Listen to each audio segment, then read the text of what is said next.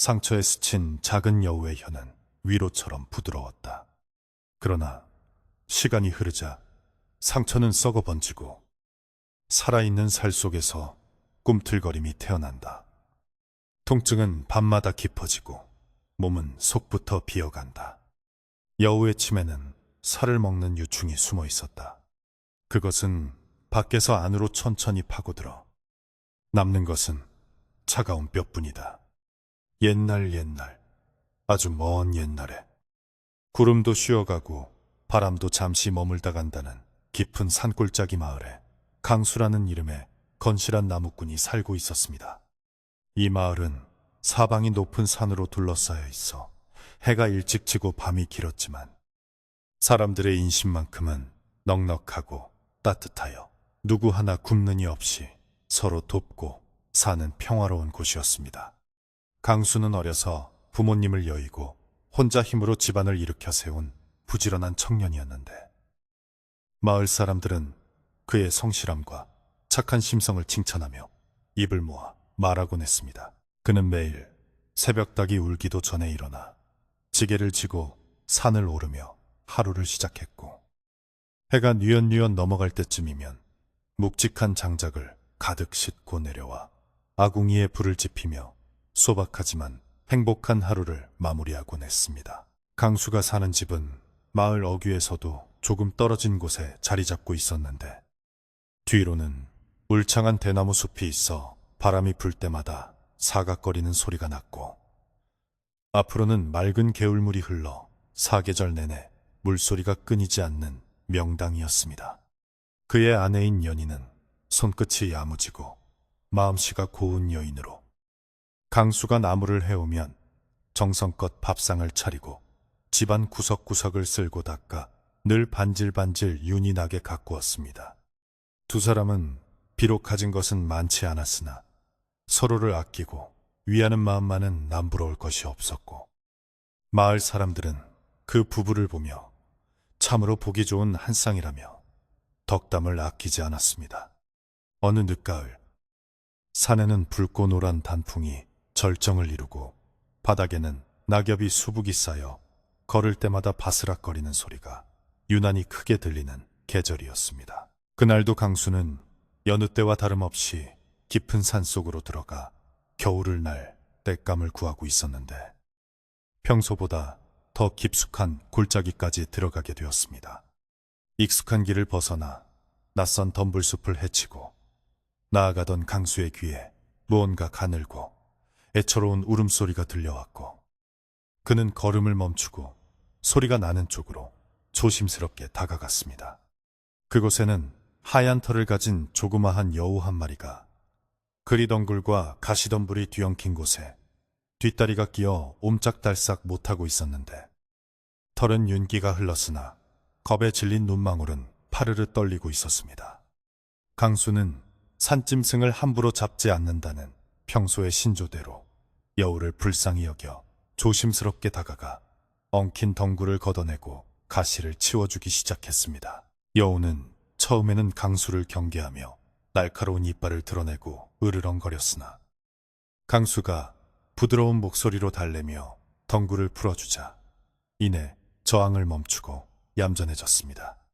그런데 억세게 엉킨 가시덤불을 맨손으로 헤치던 강수의 손등이 날카로운 가시에 찔려 붉은 피가 방울방울 맺히게 되었고 풀려난 여우는 도망치기는커녕 강수의 다친 손으로 다가왔습니다.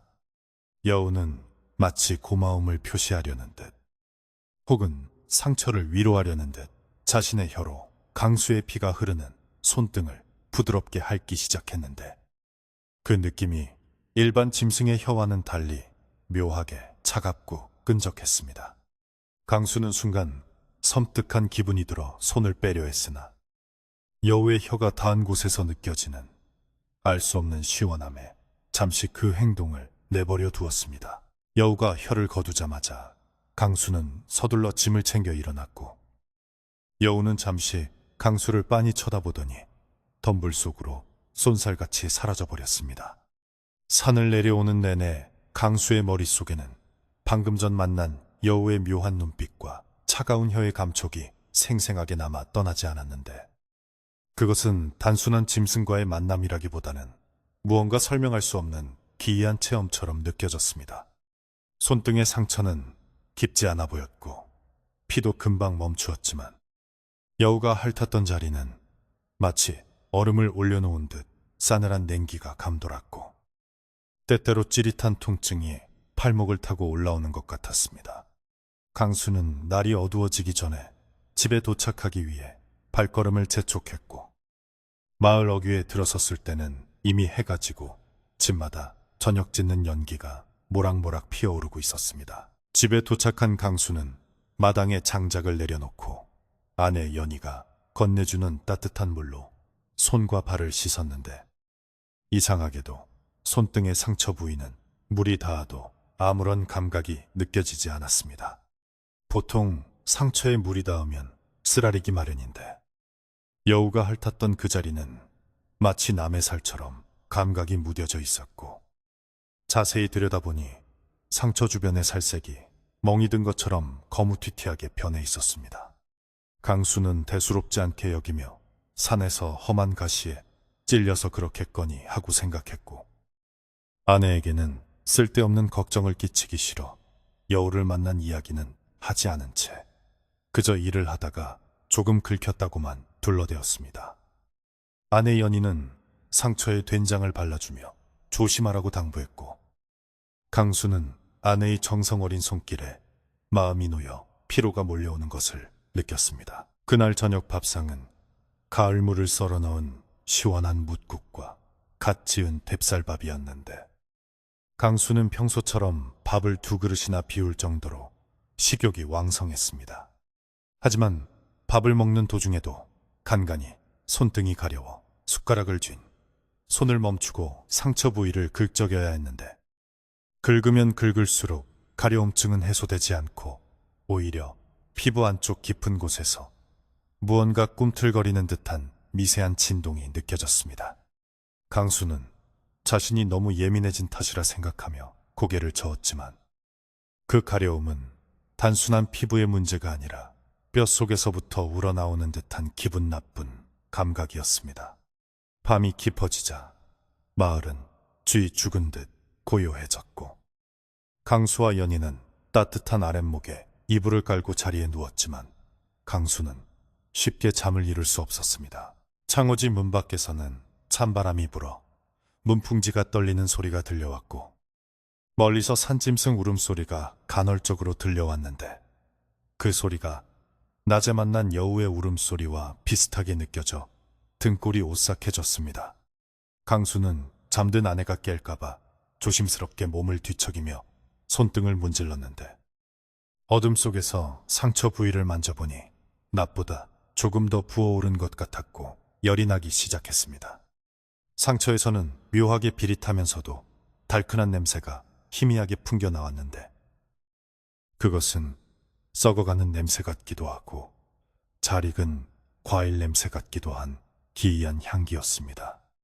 강수는 내일 날이 밝으면 읍내 의원에게라도 가봐야겠다고 생각하며 억지로 눈을 감고 잠을 청하려 노력했습니다. 꿈속에서 강수는 다시 그 산골짜기에 서 있었는데 이번에는 안개가 자욱하여 한 치 앞도 분간할 수 없었고 어디선가 사각사각하는 소리가 끊임없이 들려왔습니다. 그 소리는 낙엽을 밟는 소리 같기도 하고 누군가가 생고기를 씹는 소리 같기도 하여 소름이 끼쳤는데 안개 속에서 낮에 보았던 그 하얀 여우가 나타나 강수를 향해 입을 벌리고 웃고 있었습니다. 여우의 입안은 검은색이었고 그 안에서 수많은 작은 벌레들이 우글거리는 모습이 보였는데 여우는 다시 한번 강수의 손을 잡고 그 긴 혀로 손등을 핥으려 했습니다. 강수는 비명을 지르며 손을 뿌리치려 했지만 몸이 말을 듣지 않아 꼼짝없이 당할 수밖에 없었고 여우의 혀가 닿는 순간 살점이 녹아내리는 듯한 끔찍한 고통을 느끼며 꿈에서 깨어났습니다. 식은땀을 흘리며 깨어난 강수는 거친 숨을 몰아쉬며 주변을 둘러보았는데 방 안은 여전히 어두웠고 옆에는 아내가 곤히 잠들어 있어 안도의 한숨을 내쉬었습니다. 그러나 손등의 통증은 꿈이 아니라 현실에서도 더욱 심해져 있었는데 마치 불에 데인 것처럼 화끈거리고 욱신거려 견디기가 힘들 정도였습니다. 강수는 자리에서 일어나 호롱불을 켜고 손등을 자세히 들여다보았는데 불빛 아래 드러난 상처는 충격적이게도 하루 사이에 검푸르게 변색되어 있었고 상처 구멍이 조금 더 커진 듯 했습니다. 무엇보다 끔찍한 것은 상처 구멍 안쪽에서 아주 미세한 기포가 보글거리는 것처럼 움직임이 보인다는 것이었는데 강수는 자신의 눈을 의심하며 눈을 비비고 다시 보았습니다. 그것은 단순한 고름이나 핏물이 아니라 마치 살아있는 무언가가 피부 밑에서 숨을 쉬고 있는 듯한 형상이었습니다. 강수는 덜컥 겁이 나서 부엌으로 달려가 찬물을 한 바가지 퍼서 손을 담갔지만 차가운 물 속에서도 손등의 화끈거림은 가라앉지 않았고 오히려 물 속에서 상처 부위가 희뿌옇게 불어나는 것만 같았습니다. 밤새 뒤척이며 고통을 참아내던 강수는 날이 밝자마자 마을에서 가장 연로하고 지혜롭다는 왕 할머니 댁을 찾아가기로 결심했습니다. 왕 할머니는 마을의 대소사를 관장하며 민간요법에도 밝은 분이라 분명 무슨 수가 있을 것이라 믿었기 때문입니다. 아침 해가 떠오르고 마을이 깨어나기 시작했지만 강수의 얼굴은 하얗게 질려 있었고 눈밑은 재타여 누가 봐도 병색이 완연한 모습이었습니다. 아내 연희는 남편의 안색을 보고 깜짝 놀라 어디가 아프냐고 물었지만 강수는 걱정할까봐 체한 것 같다고만 말하고 서둘러 집을 나섰습니다. 마을길을 걸어가는 동안 강수는 만나는 이웃들에게 가볍게 목례만 할 뿐 평소처럼 밝게 인사할 기운조차 없었고 손등을 감춘 소매 자락을 꽉 쥐고 있었습니다. 왕할머니 댁은 마을 가장 높은 곳에 있었는데 오르막길을 오르는 강수의 발걸음은 천근만근 무거웠고 숨이 가빠왔습니다. 왕할머니는 마루에 앉아 콩을 고르고 계셨는데 마당에 들어서는 강수의 모습을 보자마자 콩을 고르던 손을 멈추고 미간을 찌푸리며 혀를 찼습니다. 할머니는 강수가 가까이 오기도 전에 네 뒤에 무엇을 달고 온 게냐.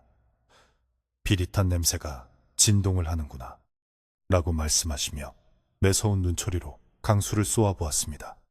강수는 움찔 놀라며 다가가 조심스럽게 소매를 걷어올리고 밤새 변해버린 손등의 상처를 보여드렸는데 할머니는 상처를 보자마자 화들짝 놀라며 뒷걸음질을 치셨습니다.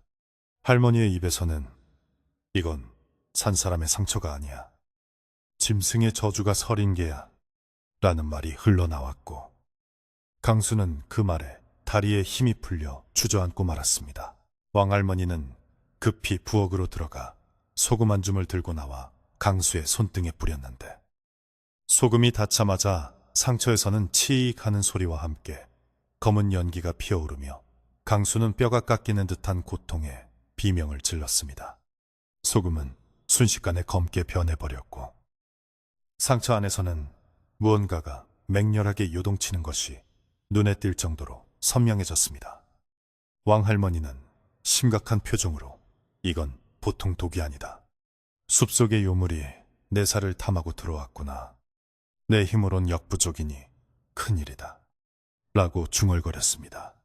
강수는 제발 살려달라고 애원했지만 할머니는 고개를 저으며 마을 밖에서 오는 귀인을 기다리거나 아니면 더 큰 무당을 불러야 한다고 하셨습니다. 그때 마치 누군가가 이 상황을 지켜보고 있었다는 듯이 대문 밖에서 낯선 목소리가 들려왔습니다. 지나가던 의원입니다만 집안에 우환이 있는 듯하여 들렀습니다. 라는 차분하면서도 묘하게 쇳소리가 섞인 목소리였습니다. 대문 쪽을 바라보니 삿갓을 깊게 눌러쓰고 낡은 괴나리 보찜을 맨 한 남자가 서 있었는데 그의 옷차림은 허름했으나 풍기는 기운은 범상치 않았습니다. 왕할머니는 그 의원을 경계하며 누구냐고 물었으나 의원은 대답 대신 강수 쪽으로 성큼성큼 다가와 강수의 손목을 낚아채듯 잡았습니다. 의원은 삿갓 아래로 번뜩이는 눈빛을 보내며 상처를 유심히 들여다보더니 입가에 알 수 없는 미소를 지으며 말했습니다. 이것은 이화독이라는 것입니다. 백꽃이 필 때 나오는 뱀의 독과 여우의 침이 섞여 만들어진 아주 희귀한 독이지요. 제가 고칠 수 있습니다. 강수는 지푸라기라도 잡는 심정으로 그 의원에게 매달리며 고쳐만 주신다면 무엇이든 하겠다고 말했습니다. 왕 할머니는 의원의 태도가 미심쩍어 강수를 말리려 했으나 통증의 이성을 잃어가는 강수에게는 할머니의 말이 들리지 않았습니다. 의원은 자신의 보찜에서 정체불명의 가루약과 침통을 꺼내더니 당장 치료를 시작해야 한다며 강수를 부축해 강수의 집으로 가자고 했습니다. 강수의 집으로 돌아오는 길에 마을 사람들은 낯선 의원과 병색이 짙은 강수를 보며 수군거렸고 불길한 예감이 마을 전체를 감싸기 시작했습니다. 집에 도착한 강수는 아내 연희에게 의원을 소개하고 치료를 부탁했는데 연희 역시 의원의 차가운 눈빛과 뱀처럼 매끄러운 말투에 거부감을 느꼈지만 남편의 고통을 덜어주는 것이 급선무라 생각하여 방을 내어주었습니다. 의원은 방에 들어서자마자 창문을 모두 닫고 빛이 들어오지 않게 한 뒤 강수를 눕히고 상처 부위에 검은 연고를 바르기 시작했습니다. 연고를 바르자 거짓말처럼 통증이 사라지고 시원한 느낌이 들었는데 강수는 의원을 명의라 생각하며 깊은 신뢰를 보내게 되었습니다. 하지만 그것은 진정한 치료가 아니라 더 큰 재앙을 불러오기 위한 눈속임에 불과했습니다. 의원이 바른 연고는 상처의 입구를 막아 독이 밖으로 나오지 못하게 하고 오히려 살 속으로 더 깊이 파고들게 만드는 약이었기 때문입니다.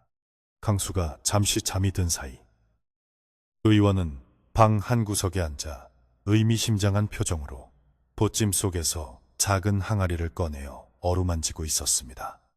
그 항아리 안에선 그럭그럭하는 벌레 기어가는 소리가 미세하게 들려왔고 의원은 낮은 목소리로 이제 곧 배불리 먹게 될 게다 라고 속삭였습니다.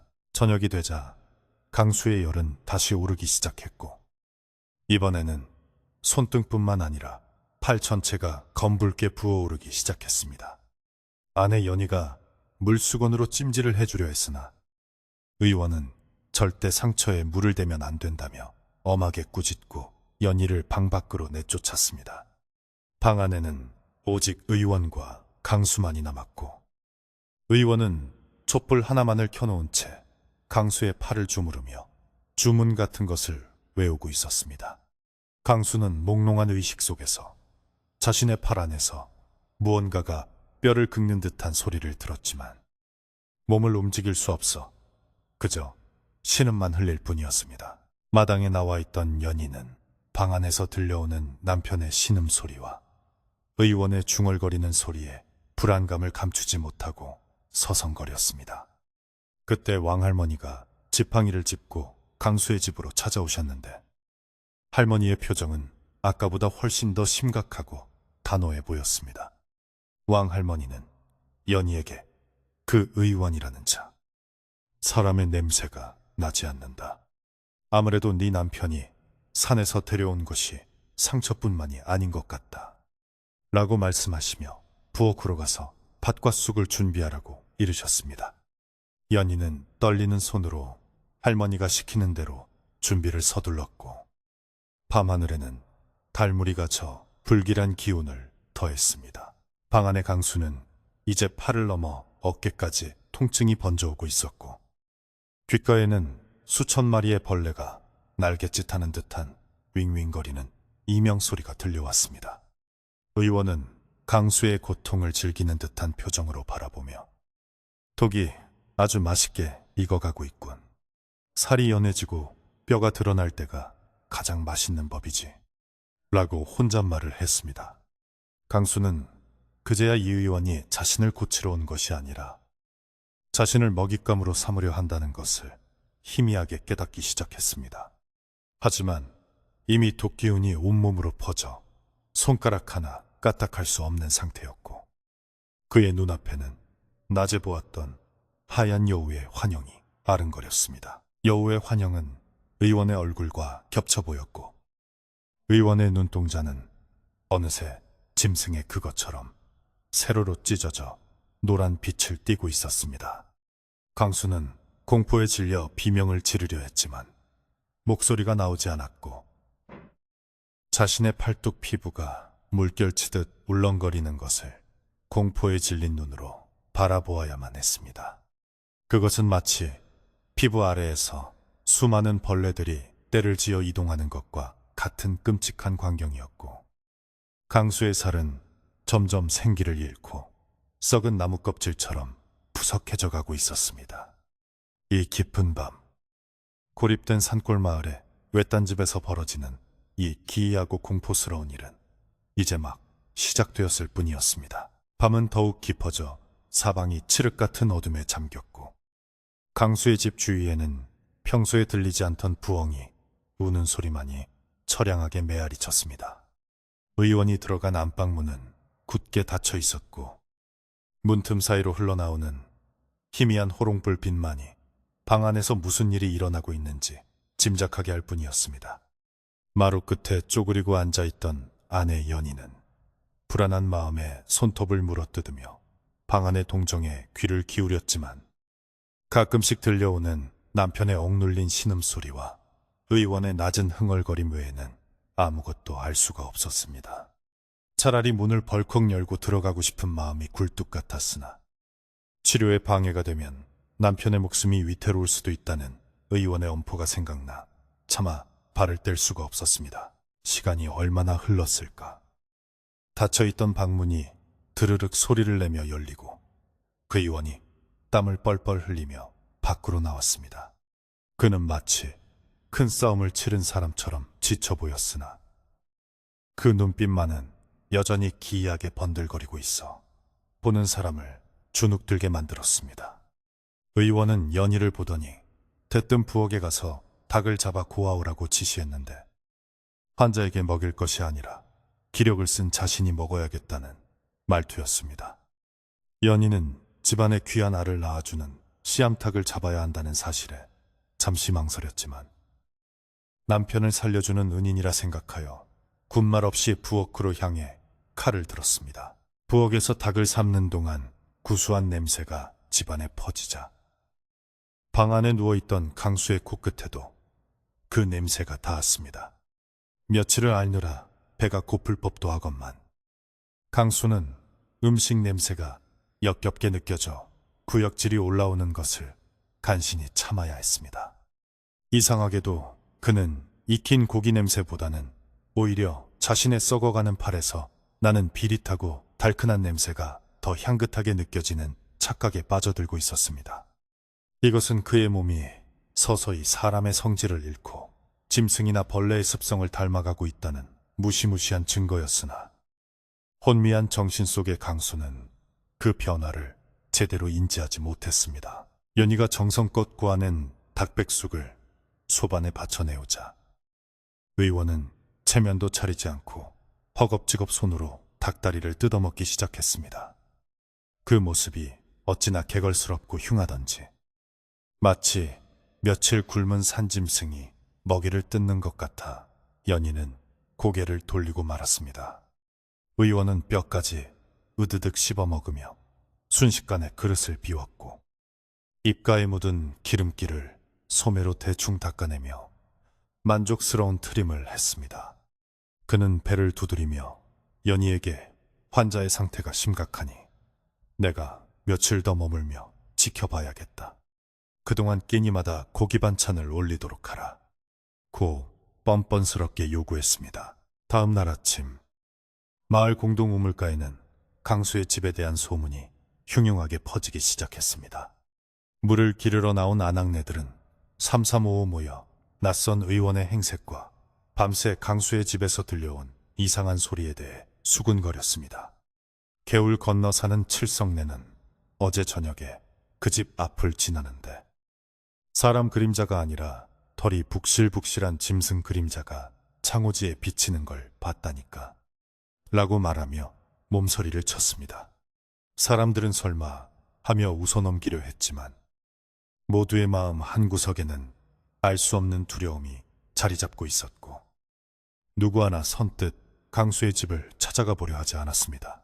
소문을 들은 마을 이장이 걱정스러운 마음에 강수의 집을 방문했으나 대문 앞을 지키고 있던 의원에게 문전박대를 당하고 말았습니다. 의원은 이 병은 전염될 수 있는 아주 고약한 역병이니 아무도 집안에 들이지 마시오. 라고 으름장을 놓으며 이장을 쫓아냈습니다. 이장은 의원의 섯을 퍼런 기세에 눌려 발길을 돌렸지만 돌아서는 길에 맡은 의원의 냄새가 영 개운치 않았습니다. 그것은 약초 냄새에 섞인 비 오는 날 젖은 개나 여우에게서 나는 누린내와 흡사했기 때문입니다. 이제 강수의 집은 마을 안에 외딴 섬처럼 고립되어 갔고 사람들의 발길은 뚝 끊기고 말았습니다. 집안에 갇힌 신세가 된 연희는 점점 말라가는 남편과 기세등등한 의원 사이에서 피가 마르는 듯한 고통을 겪었습니다. 강수의 상태는 차도를 보이기는커녕 검은 반점이 이제 어깨를 넘어 목덜미까지 번져가고 있었습니다. 강수는 하루 종일 헛소리를 중얼거렸는데 주로 가려워, 긁어줘, 안에서 기어다녀 와 같은 소름 끼치는 말들이었습니다. 연희가 몰래 남편의 상처를 들여다보려 할 때마다 의원은 귀신같이 나타나 부정이 탄다. 묘연희를 거칠게 밀쳐냈습니다. 연희는 의원이 남편을 치료하는 것이 아니라 무언가를 기다리며 시간을 끌고 있다는 의심을 지울 수 없었습니다. 한편 마을 언덕 위의 왕 할머니는 이 사태를 예의주시하며 홀로 비방을 준비하고 계셨습니다. 할머니는 낡은 장롱, 깊숙한 곳에서 말린 쑥과 붉은 팥, 그리고 오래된 엽전 몇 세를 꺼내어 놓으셨습니다.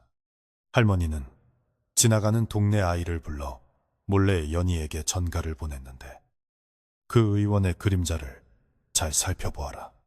그리고 밥상에 숟가락을 놓을 때 몰래 소금을 뿌려보거라. 라는 내용이었습니다. 아이를 통해 쪽지를 전달받은 연희는 두려움 반 기대 반으로 할머니의 말씀을 따르기로 결심했습니다.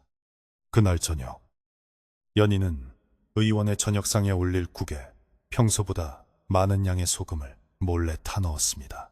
저녁상을 받은 의원은 아무 의심 없이 국물을 한 숟가락 떠먹었는데 입에 넣자마자 숟가락을 집어던지며 괴성을 질렀습니다. 에이, 국이 왜 이리 짜? 사람을 죽일 셈이냐? 하며 길길이 날뛰는 의원의 반응은 일반적인 사람의 것이라기엔 너무나 과민했습니다. 그의 얼굴은 순식간에 불그락 변했고 눈동자가 샛노랗게 변하며 세로로 찢어지는 것을 연희는 똑똑히 목격했습니다. 연희는 공포에 질려 뒷걸음질 쳤지만 의원은 자신이 잠시 본색을 드러냈다는 것을 깨닫고는 황급히 고개를 숙여 표정을 감추었습니다. 그는 내가 입맛이 예민해서 그러니 다음부터는 조심하시오.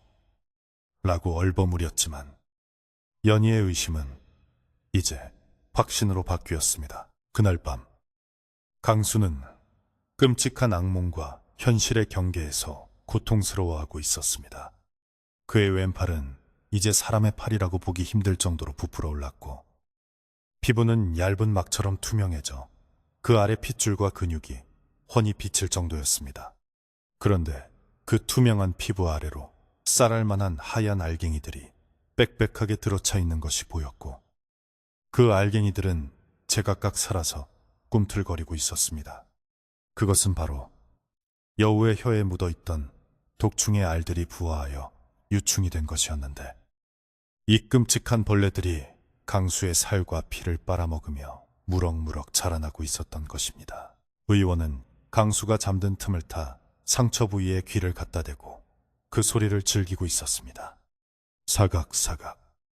아주 잘 자라고 있구나. 이제 곧 껍질을 뚫고 나올 때가 되었어. 의원은 입맛을 다시며 강수의 팔을 쓰다듬었는데 그 손길은 치료하는 의원의 손길이 아니라 잘 익은 과일을 수확하려는 농부의 손길과 같았습니다. 의원은 보찜에서 가늘고 긴 은침을 꺼내어 상처에 가장 부풀어 오른 곳을 톡 찔렀습니다. 그러자 노란 진물이 흘러나왔는데 의원은 그 진물을 손가락으로 찍어 맛을 보며 황홀한 표정을 지었습니다. 이것은 사람의 생기가 농축된 진액이었기 때문입니다. 강수는 의원이 침을 찌르는 순간 날카로운 통증에 눈을 떴지만 몸이 마비되어 비명조차 지를 수 없었습니다. 흐릿한 시야 속에서 의원이 자신의 팔에서 나오는 진물을 핥아먹는 기괴한 모습을 목격한 강수는 온몸의 피가 거꾸로 솟는 듯한 공포를 느꼈습니다. 저놈은 사람이 아니다. 나를 잡아먹으려는 요괴다. 강수는 속으로 절규했지만 입 밖으로 나오는 소리는 하는 앓는 소리뿐이었습니다.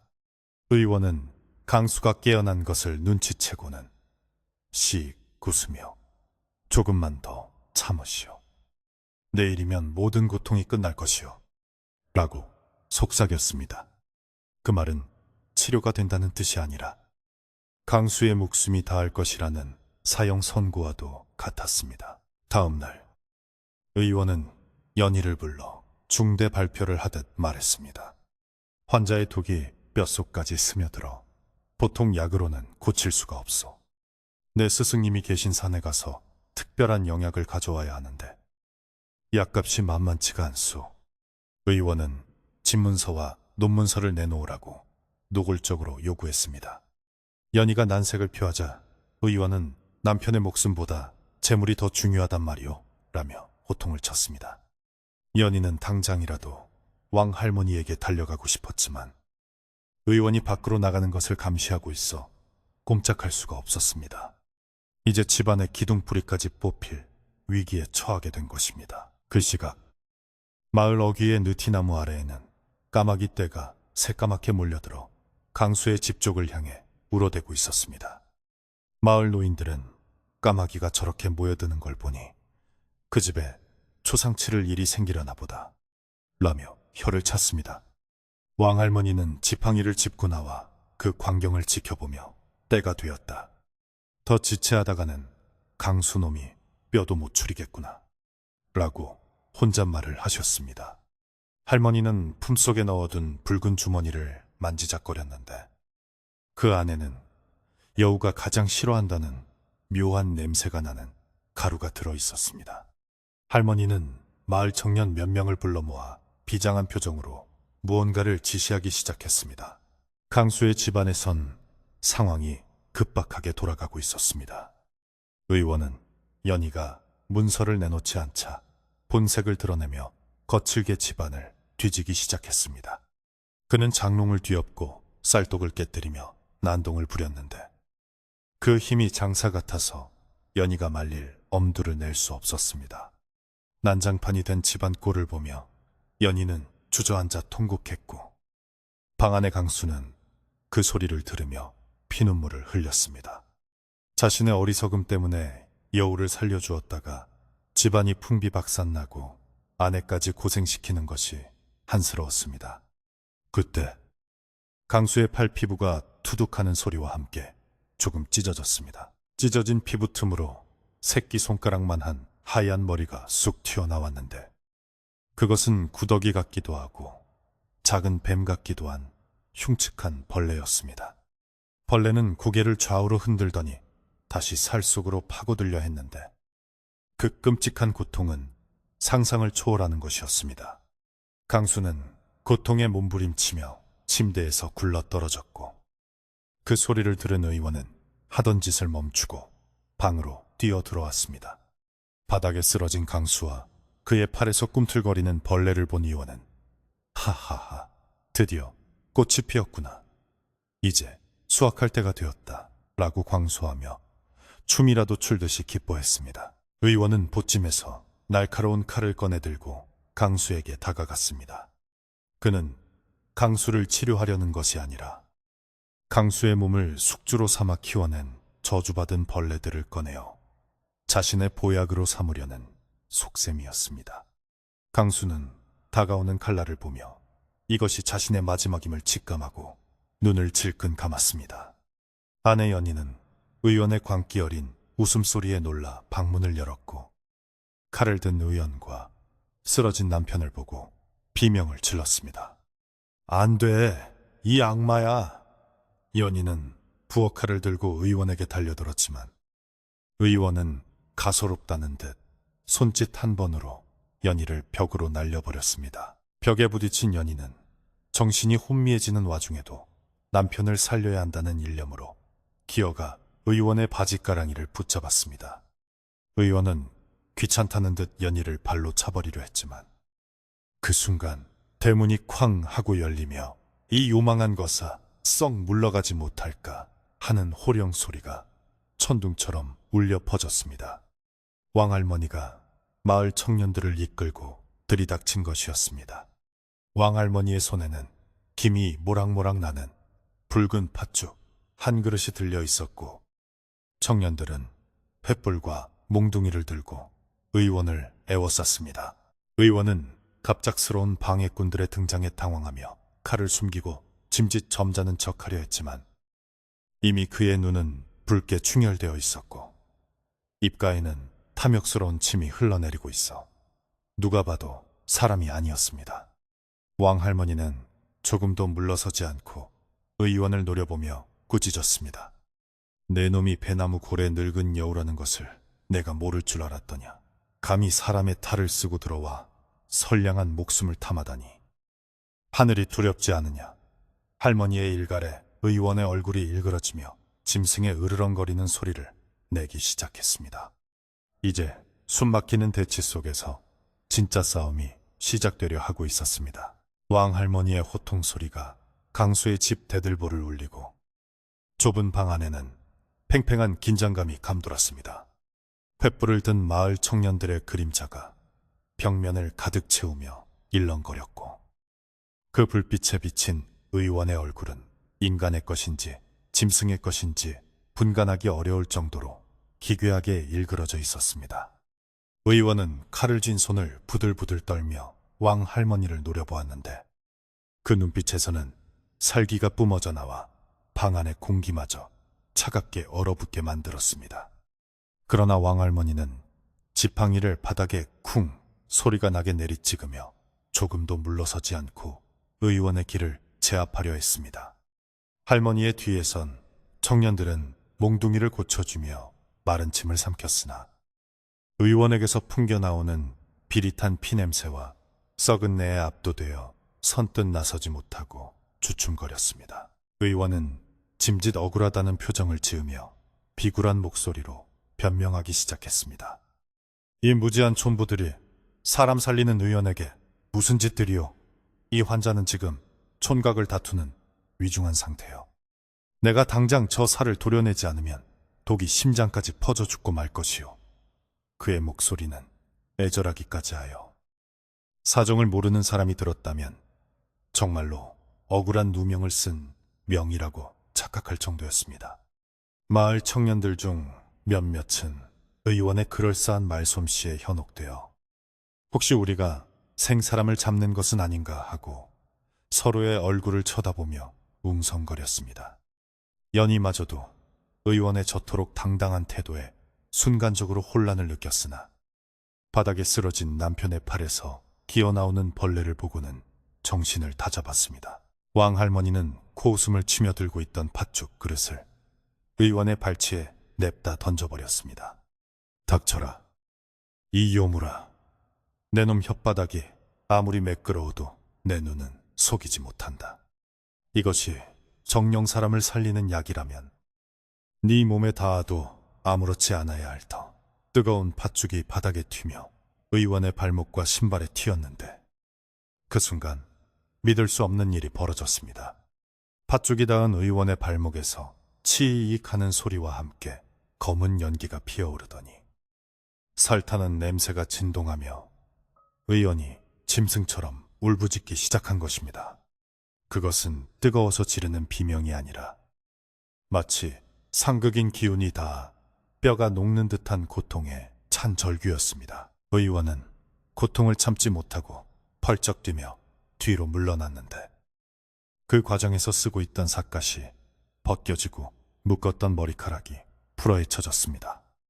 헝클어진 머리카락 사이로 드러난 그의 귀는 사람의 귀보다 훨씬 뾰족하고 털이 숭숭 나 있었으며 눈동자는 완전히 노랗게 변해 세로로 찢어진 동공이 번들거리고 있었습니다. 마을 청년들은 그제야 의원의 정체를 깨닫고 여우다, 둔갑한 늙은 여우야 라고 소리치며 뒤로 물러났습니다. 의원.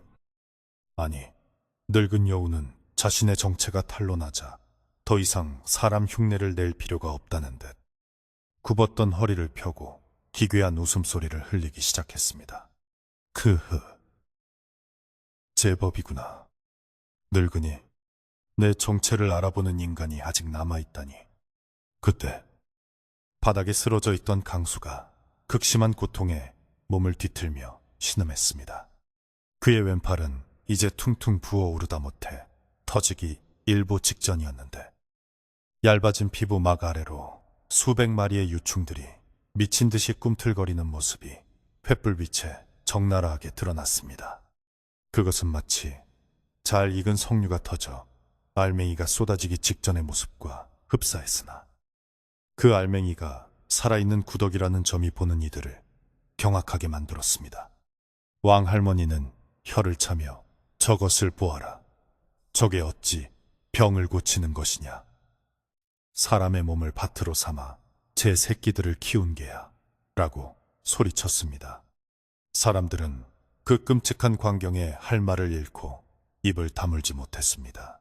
여우는 자신의 농작물을 빼앗길 위기에 처하자 더욱 사나워졌습니다.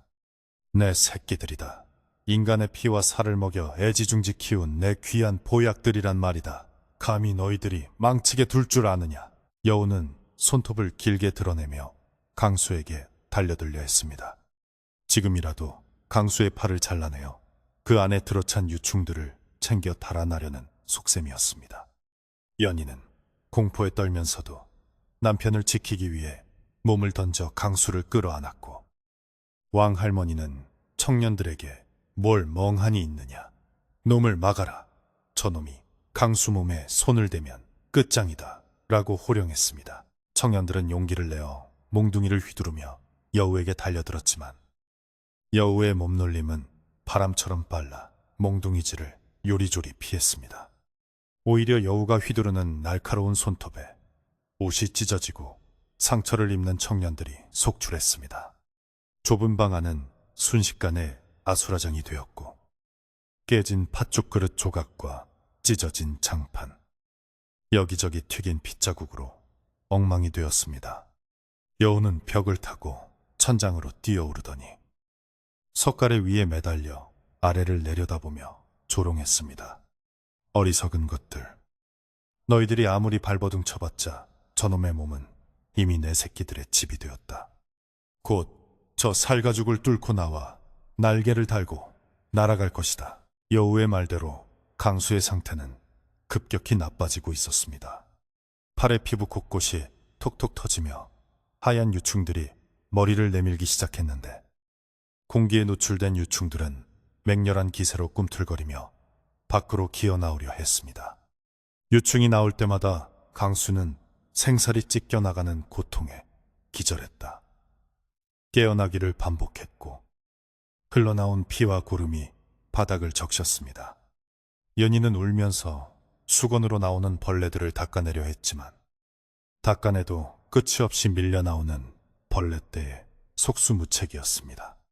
그 벌레들은 단순한 구더기가 아니라 꼬리에 날카로운 침이 달려있어 연희의 손까지 찌르며 공격했습니다. 왕 할머니는 품속에서 준비해온 굵은 소금과 볶은 콩을 꺼내어 강수의 상처 부위에 뿌렸습니다.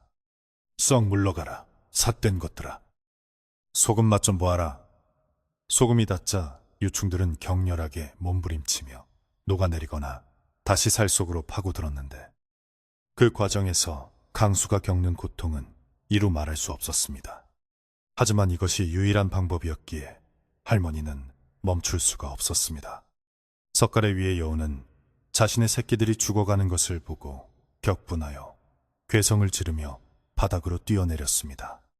목표는 오직 하나. 방해가 되는 왕할머니의 목숨을 끊어놓는 것이었습니다.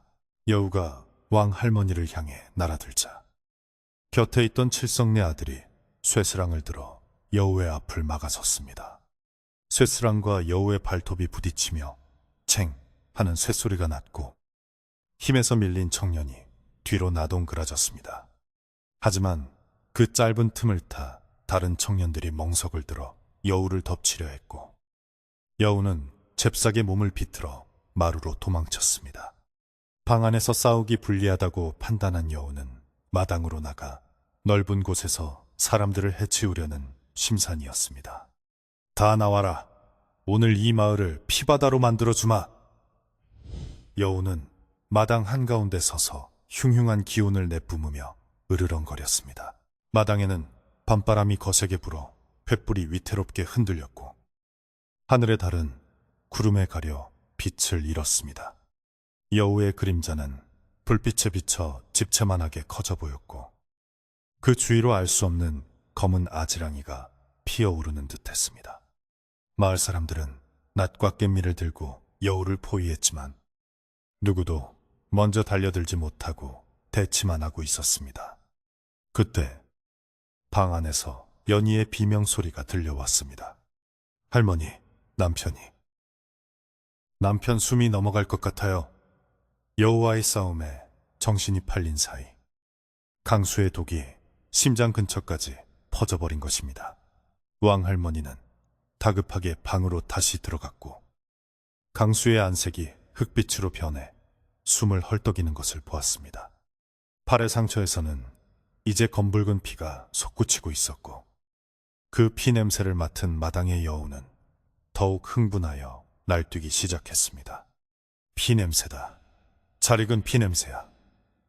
여우는 포위망을 뚫고 다시 방으로 들어가려 했고 청년들은 필사적으로 여우의 꼬리를 잡고 늘어졌습니다. 여우는 꼬리를 잡힌 채로 청년들을 매달고 질질 끌고 가며 괴력을 발휘했습니다. 이대로라면 강수도 죽고 마을 사람들도 다칠 위기일발의 상황이었습니다. 할머니는 강수의 맥을 짚어보고는 고개를 저었습니다. 독이 너무 깊다. 밖에 저 늙은 여우를 잡아서 그 혀를 잘라 상처에 대지 않으면 살릴 방도가 없다. 결자해지. 병을 준 놈의 신체로 병을 고쳐야 한다는 비책이었습니다. 이 말을 들은 연희는 눈물을 닦으며 부엌으로 달려가 식칼을 들고 나왔습니다. 평소 벌레 한 마리 죽이지 못하던 순한 년이었지만 남편을 살려야 한다는 일념 하나로 눈빛이 매섭게 변해 있었습니다. 연희는 마당으로 뛰어나가며 소리쳤습니다. 내 남편 살려내라. 이 나쁜 짐승아. 연희의 기세에 눌린 탓인지 아니면 방심한 탓인지 여우가 잠시 주춤하는 사이 덩치 큰 대장간집 아들이 여우의 뒷다리를 몽둥이로 힘껏 가격했습니다. 우두둑 뼈 부러지는 소리가 나며 여우가 비명을 질렀고 중심을 잃고 쓰러졌습니다. 기회를 놓치지 않고 마을 사람들이 때로 달려들어 멍석으로 여우를 덮고 짓누르기 시작했습니다. 멍석 안에서 여우는 발악하며 날뛰었지만 십수명의 장정들이 온몸으로 누르는 무게를 이겨낼 수는 없었습니다. 이거너라. 너희들 모두 저주할 것이다. 대대로 병신을 만들어주마. 여우의 악담이 멍석 밖으로 새어나왔지만 사람들은 더욱 힘을 주어 눌렀습니다. 왕할머니는 쑥한 다발에 불을 붙여 멍석 틈으로 밀어넣으라고 지시했습니다. 여우는 쑥 타는 냄새를 가장 싫어한다. 도끼를 빼려면 쑥 연기를 먹여야 해. 매캐한 쑥 연기가 멍석 안으로 들어가자 여우는 쿨럭거리며 기침을 해대더니 저항이 점차 약해졌습니다. 하지만 안심하기는 일렀습니다. 방 안의 강수는 이제 눈동자가 풀리고 호흡이 멈추려 하고 있었기 때문입니다. 왕 할머니는 다급하게 소리쳤습니다. 서둘러야 한다. 여우가 완전히 죽기 전에 그 혀를 가져와야 해. 청년들이 조심스럽게 멍석을 걷어내자 연기에 질식해 반쯤 정신을 잃은 늙은 여우가 드러났습니다. 본래의 하얀 털은 그을음과 흙먼지로 뒤덮여 볼품없어졌지만 그 입만은 여전히 붉고 날카로운 이빨을 드러내고 있었습니다. 대장간 집 아들이 여우의 주둥이를 억지로 벌리자 문제의 그 길고 검붉은 혀가 뱀처럼 꿈틀거리는 것이 보였습니다. 혀 끝에서는 여전히 독액이 뚝뚝 떨어지고 있었는데 그 액체가 땅에 닿자 풀이 누렇게 말라 죽었습니다. 이것이 바로 강수의 팔을 썩게 만든 원흉이었습니다. 연희는 떨리는 손으로 칼을 쥐고 다가갔습니다. 여우는 흐릿한 눈으로 연희를 노려보며 마지막 힘을 짜내어 물려고 했지만 이미 사지가 결박당해 움직일 수 없었습니다. 연희는 눈을 질끈 감고 칼을 휘둘렀고 붉은 선혈이 튀며 여우의 혀 끝부분이 잘려나갔습니다. 끔찍한 비명소리가 밤하늘을 찢어놓았고 여우는 고통에 몸부림치다 거품을 물고 기절해버렸습니다. 연희는 잘린 혀 조각을 소중하게 받쳐들고 방으로 뛰어들어갔습니다. 왕할머니는 연희에게서 혀 조각을 받아들고 그것을 강수에 썩어 문드러진 상처 위에 올려놓았습니다. 그러자 믿기 힘든 일이 벌어졌습니다. 잘린 혀 조각이 마치 자석처럼 상처에 달라붙더니 상처 속의 도끼와 고름을 빨아들이기 시작한 것입니다. 검게 죽어가던 강수의 팔 색깔이 조금씩 돌아오고 혀 조각은 점점 검게 변해갔습니다. 상처 속에 숨어있던 유충들도 혀의 기운에 이끌려 밖으로 기어나와 혀 조각에 달라붙었고 그 즉시 검은 물이 되어 녹아내렸습니다. 이 뚜뚜꽁뚜뚜꽁뚜 독으로 독을 제압하는 광경을 지켜보던 마을 사람들은 숨소리조차 내지 못하고 침을 삼켰습니다. 강수에 거칠던 숨소리가 점차 편안해지고 얼굴에 핏기가 조금씩 돌아오기 시작했습니다. 왕할머니는 그제야 안도의 한숨을 내쉬며 이마의 땀을 닦았습니다. 이제 한 곱이 넘겼다. 하지만 아직 안심할 때는 아니야. 저 여우놈을 확실하게 처리하고 집안에 남은 도끼를 완전히 씻어내야 한다. 밖에서는 기절했던 여우가 다시 꿈틀거리며 깨어나고 있었습니다. 비록 혀가 잘리고 다리가 부러졌지만 수백 년을 산 요물의 생명력은 끈질기기 짝이 없었습니다. 여우는 증오에 찬 눈빛으로 강수의 집을 올려다보며 입가에 흐르는 피를 핥았습니다. 내 혀를 가져가다니. 하이! 내 반드시 되찾을 것이다. 그리고 너희들 뼈를 하나하나 씹어 먹어주마. 여우의 몸에서 다시 검은 연기가 피어오르며 주변의 공기가 무겁게 가라앉기 시작했습니다. 아직 밤은 길었고 이 끈질긴 악연을 끊어내기 위한 마지막 싸움이 남아 있었습니다. 마당에 쓰러져 있던 여우가 다시금 몸을 일으키자 밤하늘을 가리고 있던 구름이 걷히고 차가운 달빛이 그 기괴한 형상을 비추었습니다. 혀가 잘려나간 입에서는 검은 피가 쉴 새 없이 흘러내려 땅을 적셨지만 놈의 눈빛만큼은 아직도 사그라들지 않는 도끼로 이글거리고 있었습니다. 여우는 부러진 뒷다리를 질질 끌면서도 강수의 방문 앞을 막아서고 있는 마을 청년들을 향해 낮은 포효를 내뱉었는데 그 소리는 마치 지옥 밑바닥에서 긁어올리는 쇳소리처럼 사람들의 고막을 찢을 듯이 파고들었습니다. 마을 사람들은 공포에 질려 뒷걸음질 쳤지만 등 뒤에는 사경을 헤매는 강수와 그를 지키려는 연희가 있다는 사실을 상기하며 덜덜 떨리는 손으로 몽둥이를 고쳐 잡았습니다. 이 싸움에서 밀리면 마을 전체가 저 요물의 보복을 당할 것이라는 두려움이 오히려 사람들을 하나로 뭉치게 만들었습니다. 왕할머니는 방문을 열고 나와 마루 끝에 서서 그 위태로운 광경을 내려다보며 쩌렁쩌렁한 목소리로 호령했습니다. 저놈이 지금 마지막 발악을 하고 있는 게 다 겁먹지 마라. 해가 뜨기 전 음기가 가장 강할 때가 저놈에게는 마지막 기회일 터이니 우리는 양기를 모아 맞서야 한다. 할머니는 옆에 있던 청년에게 부엌 아궁이에서 타고 있는 숯과 재를 삽으로 퍼오라고 지시했고 다른 이들에게는 마른 고추와 쑥을 몽땅 가져오라고 일렀습니다. 그것은 예로부터 사악한 기운을 쫓고 잡기를 물리칠 때 쓰는 가장 강력한 비방이었습니다. 사람들은 할머니의 지시에 따라 일사불란하게 움직였고 마당 한가운데에는 금세 붉게 타오르는 숯무더기가 쌓였습니다. 왕할머니가 마른 고추 한 포대와 쑥 다발을 숯 위에 쏟아붓자 화르륵 하는 소리와 함께 매캐하고 독한 연기가 순식간에 피어올랐습니다.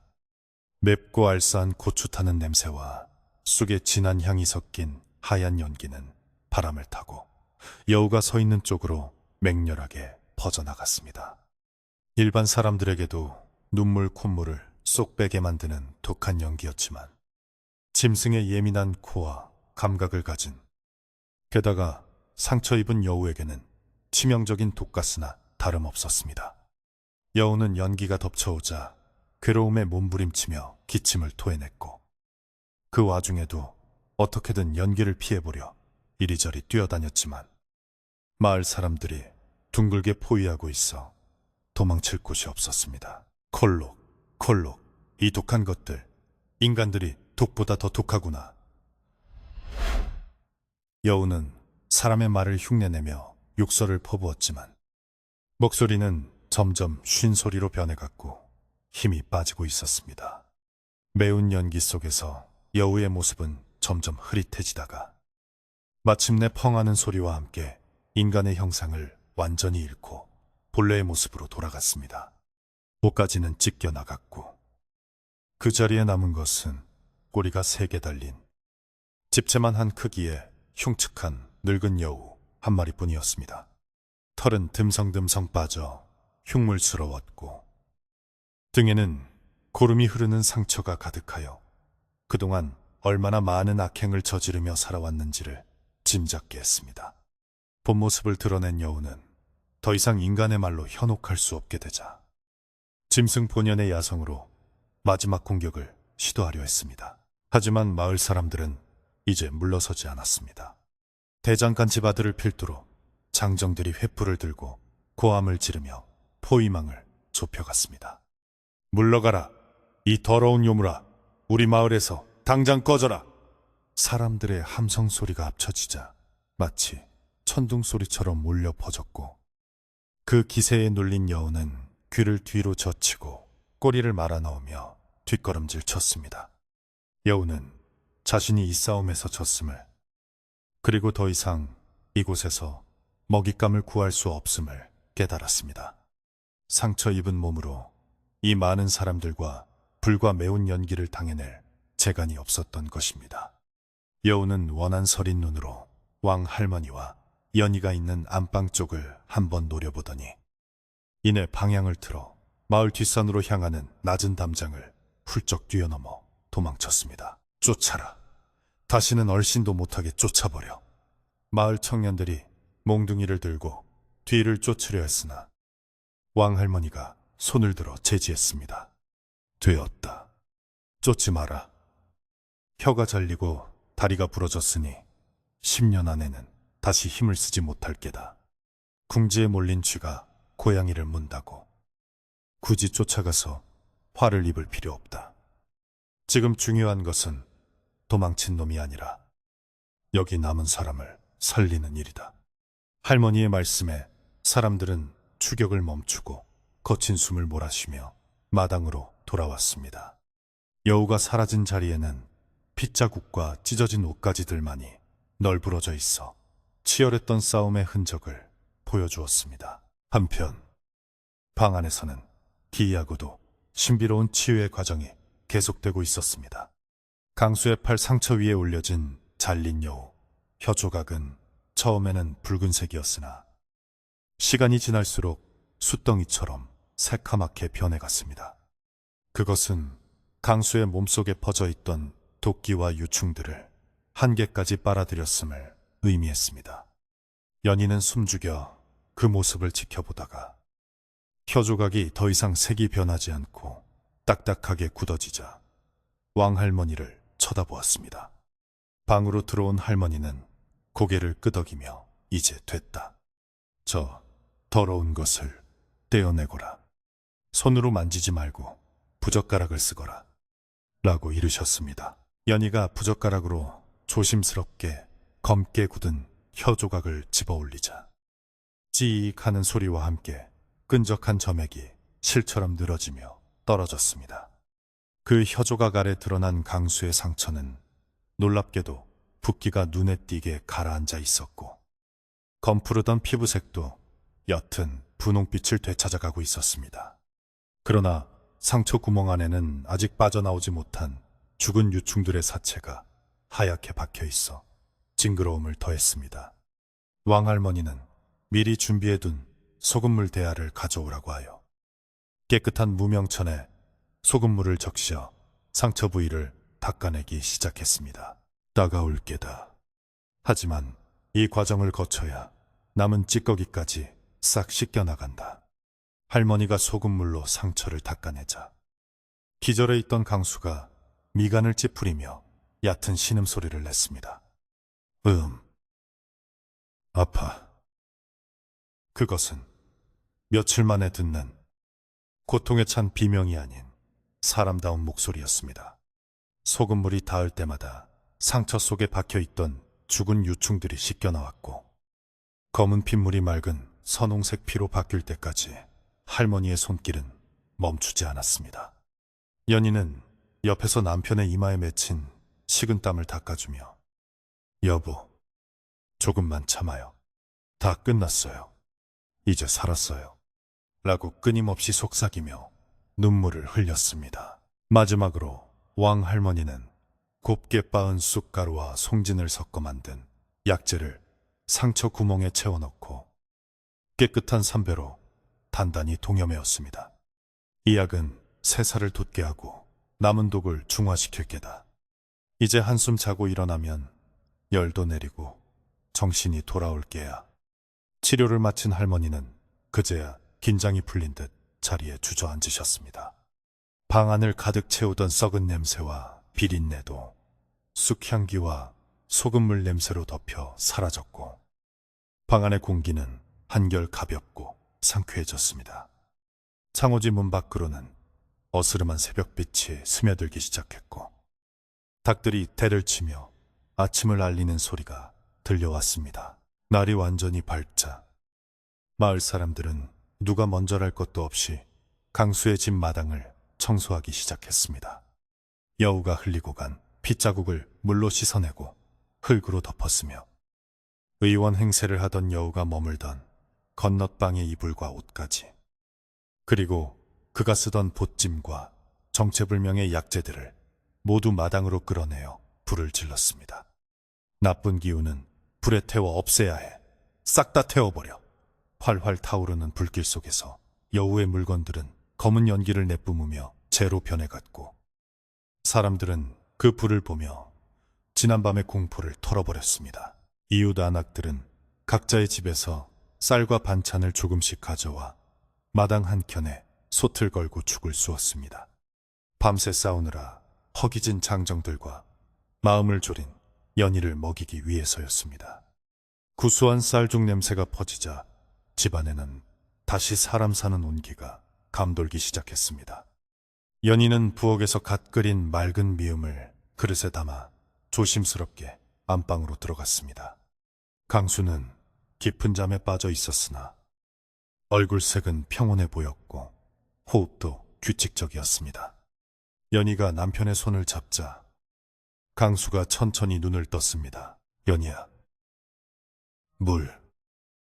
강수의 목소리는 갈라지고 힘이 없었지만 분명히 아내를 알아보는 눈빛이었습니다. 연희는 급히 물을 떠와 남편의 입술을 적셔주었고 강수는 꿀꺽꿀꺽 물을 삼킨 뒤 한참 만에 정신이 드는 듯 주변을 둘러보았습니다. 여기가 내가 어떻게 된 거야? 강수는 지난 며칠간의 일을 악몽처럼 기억하고 있었으나 몸이 가벼워진 것을 느끼고는 자신이 살아났음을 실감했습니다. 연희는 남편의 가슴에 얼굴을 묻고 참았던 울음을 터뜨렸습니다. 당신 죽는 줄 알았어요. 왕할머니와 마을 분들이 아니었으면 우린 정말 큰일 날 뻔했어요. 강수는 붕대가 감긴 자신의 팔을 들어 올려 보았습니다. 욱신거리는 통증은 남아 있었지만 살속을 파고들던 끔찍한 벌레들의 움직임은 더 이상 느껴지지 않았습니다. 뼈를 깎는 듯한 가려움도 사라졌습니다. 그는 창문을 열어 밖을 내다보았습니다. 마당에서는 마을 사람들이 잿더미를 치우고 있었고 솥에서는 김이 모락모락 피어오르고 있었습니다. 그 평화로운 풍경을 보자 강수의 눈에서도 뜨거운 눈물이 흘러내렸습니다. 자신의 어리석은 동정심이 불러온 재앙을 막아준 이웃들에게 고마움과 미안함이 교차했기 때문입니다. 마루로 나온 왕할머니는 강수가 깨어난 것을 보고 빙긋 웃으셨습니다. 이제 정신이 좀 드는가? 촵촵. 산짐승은 함부로 집에 들이는 게 아니라고 옛 어른들이 그리 일렀거늘. 비싼 수업료 냈다고 생각하게. 할머니의 핀잔 섞인 말 속에는 따뜻한 안도감이 묻어 있었습니다. 강수는 비틀거리며 일어나 방문을 열고 마루로 나가 넙죽 큰 절을 올렸습니다. 할머니, 그리고 동네 형님들, 아우님들, 정말 감사합니다. 이 은혜 평생 잊지 않고 갚으며 살겠습니다. 마을 사람들은 하던 일을 멈추고 강수를 바라보며 환하게 웃어주었습니다.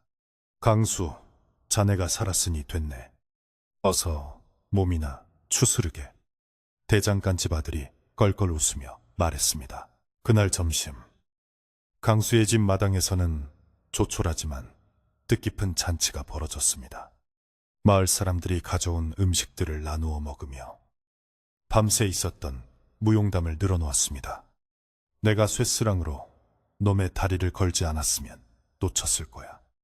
아니지. 내가 멍석을 덮은 게 결정적이었지. 서로 자신의 공을 자랑하며 웃고 떠드는 사이.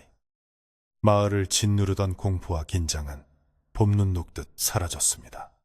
강수는 비록 몸이 성치 않아 죽만 조금 먹었지만 사람들의 웃음소리를 듣는 것만으로도 배가 부른 듯 했습니다. 왕할머니는 식사가 끝날 무렵 집안 곳곳에 굵은 소금을 뿌리며 마지막 정화를 하셨습니다.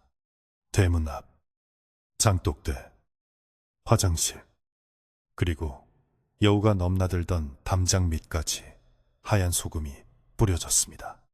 부정도 탔고 살도 끼었으니 소금으로 길을 닦아 다시는 잡귀가 범접하지 못하게 해야 한다. 하얀 소금 알갱이들이 햇빛을 받아 반짝거리는 모습은 마치 집안에 처진 결계처럼 든든해 보였습니다. 이제 배나무 골강수의 집은 요괴의 소굴이 아닌 다시금 성실한 농부의 보금자리로 돌아왔습니다. 오후가 되자 사람들은 하나둘씩 집으로 돌아가고 집에는 강수와 연희 그리고 잠시 더 머물며 상태를 봐주기로 한 왕할머니만이 남았습니다. 고요해진 집안에는 가을바람에 대나무 숲이 사각거리는 소리와 개울물 흐르는 소리만이 평화롭게 들려왔습니다. 강수는 아내 연희의 손을 꼭 잡고 말했습니다.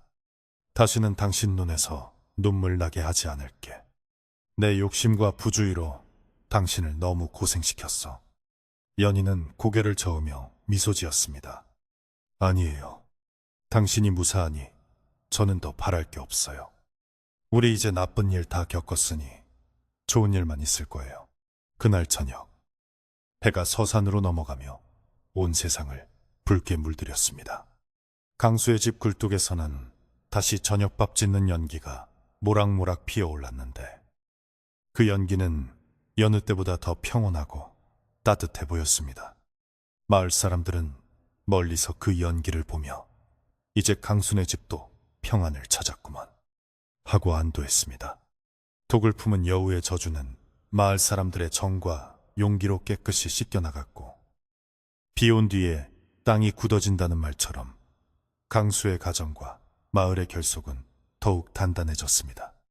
이제 남은 것은 상처가 아물고 다시 일상으로 돌아가 행복을 쌓아가는 일뿐이었습니다. 이야기의 끝자락, 가장 따뜻하고 평온한 밤이 그들을 기다리고 있었습니다. 계절의 시계바늘은 어김없이 돌아 붉은 단풍이 화려하게 수놓았던 배나무 골산자락에도 어느덧 하얀 첫눈이 소복이 내려앉았습니다. 여우와의 치열했던 싸움이 끝나고 한 달 남짓한 시간이 흐르는 동안 강수의 집은 언제 그랬냐는 듯 다시 평온한 일상을 되찾았습니다. 끔찍했던 사건의 흔적은 마당 구석에 새로 깐 깨끗한 황토 흙과 강수의 왼쪽 팔뚝에 남은 희미한 흉터만이 유일하게 증명하고 있었습니다. 찬바람이 문풍지를 때리는 겨울이 찾아왔지만 강수의 집 아궁이에는 장작불이 활활 타올라 방바닥이 절절 끓었고 방 안 공기는 그 어느 때보다 훈훈했습니다. 마을 사람들은 이제 강수의 집을 지날 때마다 더 이상 두려움에 떨지 않고 굴뚝에서 피어오르는 연기를 보며 강수네가 참나무 장작을 떼는가 보네, 구수한 냄새가 나는 걸 보니 하며 덕담을 주고받았습니다. 강수는 이제 완연히 건강을 회복하여 예전처럼 거뜬하게 지게를 칠 수 있을 만큼 기력을 되찾았습니다. 비록 팔에 남은 흉터는 비가 오거나 흐린 날이면 조금 욱신거리기도 했지만 강수는 그 통증마저도 살아있다는 증거로 여기며 감사하게 받아들였습니다. 그 흉터는 어리석은 연민이 불러온 재앙을 잊지 말라는 하늘의 경고이자 이웃들의 따뜻한 정으로 새 생명을 얻었다는 훈장과도 같았습니다. 강수는 눈이 많이 와 산에 나무를 하러 가지 못하는 날이면 사랑방에 앉아 새끼를 꼬거나 집신을 삼으며 소일거리를 했습니다. 사각사각 짚을 비비는 소리가 조용한 방 안에 울려 퍼질 때면 옆에서 바느질을 하던 아내 연희가 빙그레 웃으며 남편에게 따뜻한 숭늉을 건네주곤 했습니다. 이날은 마을의 은인인 왕 할머니를 모시고 저녁 식사를 대접하기로 한 날이었습니다. 강수와 연희는 아침 일찍부터 부산하게 움직이며 손님 맞을 준비를 서둘렀습니다. 강수는 눈 덮인 장독대에 나가 가장 잘 익은 동치미 물을 꺼내왔는데 살얼음이 동동 뜬 동치미 국물은 보기만 해도 속이 뻥 뚫릴 것처럼 시원해 보였습니다. 연희는 아껴두었던 백사를 꺼내 씻고 가을에 말려둔 시래기를 물에 불려 된장을 푼 구수한 국을 끓일 준비를 했습니다. 부엌에서는 도마질 소리와 보글보글 찌개 끓는 소리가 정겹게 어우러졌고 그 소리는 마치 행복이 익어가는 소리처럼 들렸습니다.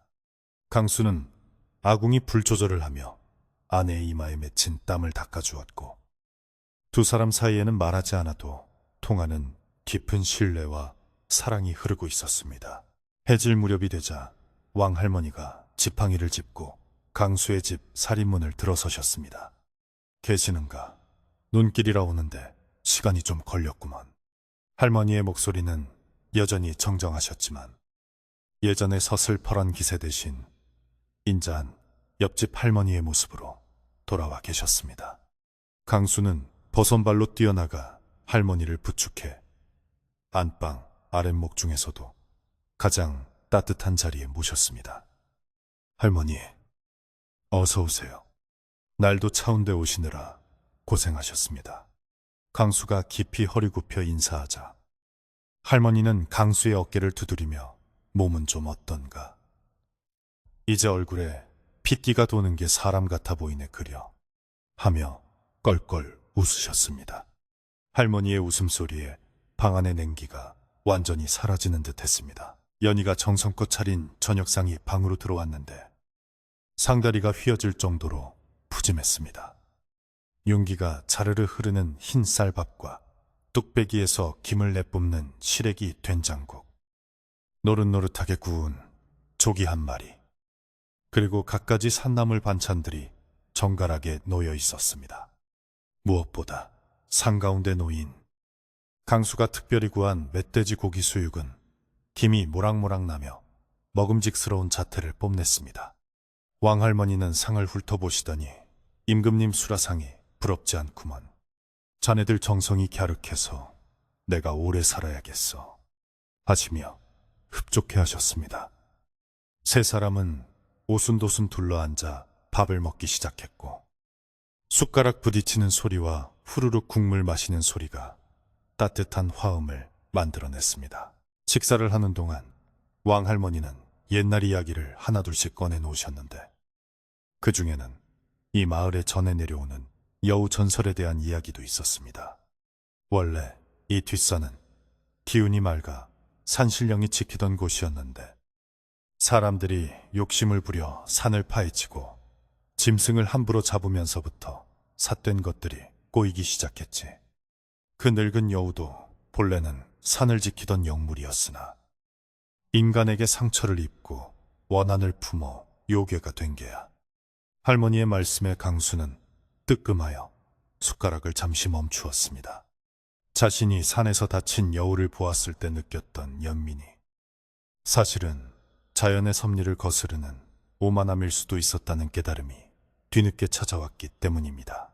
하지만 자네가 겪은 고초 덕분에 마을 사람들이 다시 하나로 뭉치고 자연을 두려워할 줄 아는 마음을 갖게 되었으니 꼭 나쁜 일만은 아니었네. 액됨을 아주 크게 했다고 생각하게. 할머니는 강수의 마음을 읽으신 듯 위로의 말씀을 건네셨습니다. 강수는 고개를 끄덕이며 네, 할머니 말씀 명심하겠습니다. 앞으로는 산에 들어갈 때도 늘 겸손한 마음을 갖고 제 분수에 맞게 욕심 부리지 않고 살겠습니다. 라고 다짐했습니다.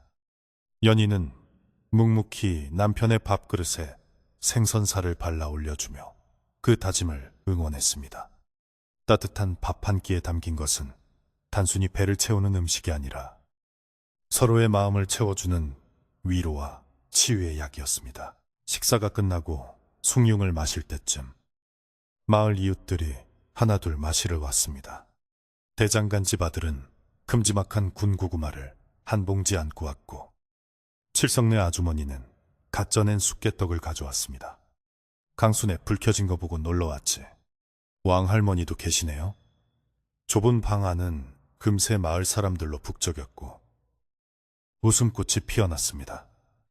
밖에는 한방눈이 펑펑 쏟아져온 세상을 하얗게 덮고 있었지만 강수의 방 안은 사람들의 열기로 후끈했습니다. 사람들은 군고구마를 호호 불어가며 나눠 먹었고 강수는 아랫목에 앉아 사람들의 이야기를 듣는 것만으로도 가슴이 벅차올랐습니다. 불과 얼마 전까지만 해도 고통 속에 죽어가던 자신을 살려낸 것이 바로 이 이웃들의 평범하고도 위대한 힘이었음을 다시금 느꼈기 때문입니다. 대장간집 아들은 그날 밤 여우를 잡을 때에 무용담을 다시 한번 신나게 늘어놓았습니다. 내가 그때 몽둥이를 딱 휘두르는데 느낌이 딱 오더라고. 아, 이놈 잡았다 싶었지. 사람들은 이미 여러 번 들은 이야기였지만 마치 처음 듣는 것처럼 박수를 치며 맞장구를 쳐주었습니다.